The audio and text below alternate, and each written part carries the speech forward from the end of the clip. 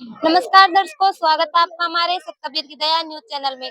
दर्शकों, अभी हम मौजूद हैं राजस्थान के पाली जिले के सोजत शहर में स्थित संत रामपाल जी महाराज जी के सतलोक आश्रम में, जहां पर संत रामपाल जी महाराज जी के बोध दिवस के उपलक्ष्य में कार्यक्रम किया जा रहा है। जैसा कि कई दिनों से हम लगातार आप तक जो यहाँ की जानकारी है वो पहुंचा रहे हैं।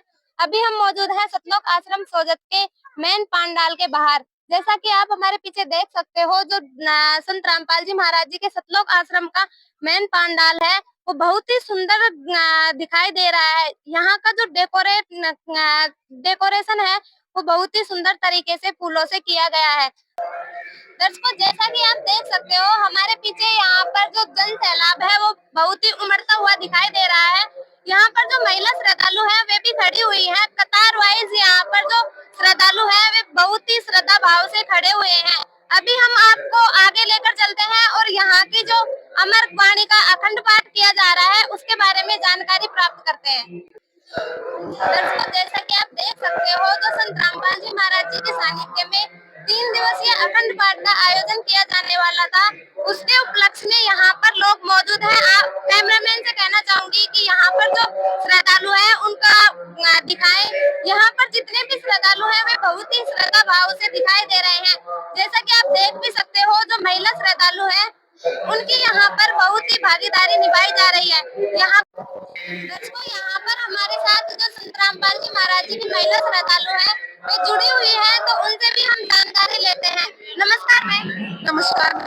क्या नाम है आपका? मेरा नाम ललिता दासी है। कहाँ से आए हो? नागौर से आई मैम, आप यहाँ पर कितने दूर से किस लिए आए हो?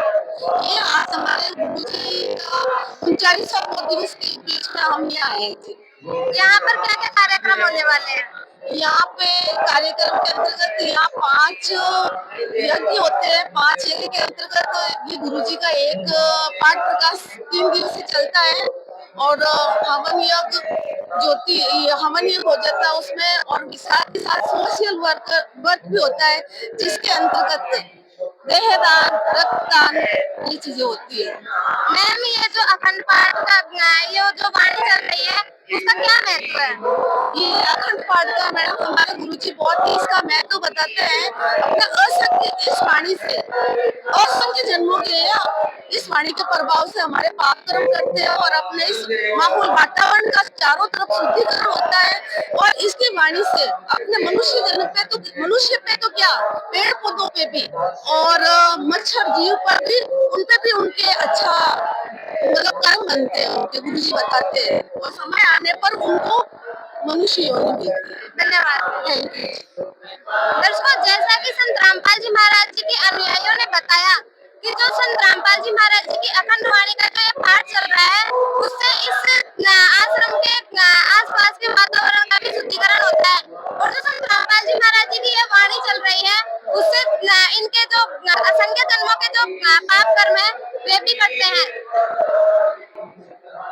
दर्शकों, संत रामपाल जी महाराज जी के आश्रम में यह जो अखंड पाठ चल रहा है वो 3 दिन तक चलने वाला है। आप इधर की साइड देखोगे तो इधर की साइड जो पुरुष श्रद्धालु हैं वे यहाँ पर बहुत ही श्रद्धा भाव से खड़े हुए हैं। सभी श्रद्धालु अपने गुरुदेव जी को हाथ जोड़कर नमन करते हुए दिखाई दे रहे हैं।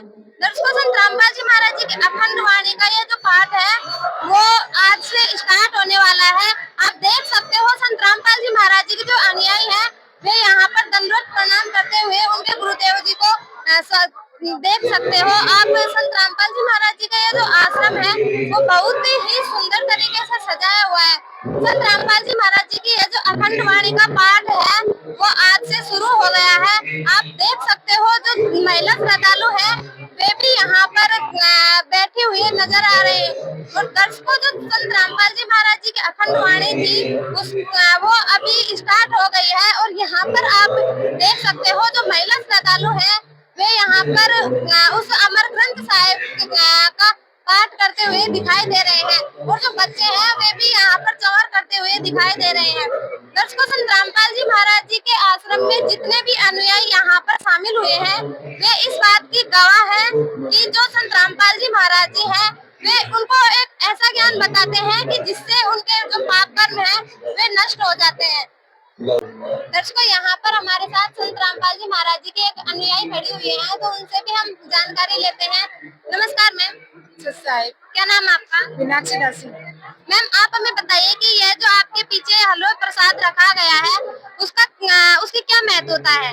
उसकी महत्वता है, ये प्रसाद बहुत अनमोल है। ये कहीं मतलब कहीं पे भी ऐसा प्रसाद कहीं नहीं बनता है। ये क्या नाम देसी घी से बनता है, हमारे परमात्मा का भोग लगता है।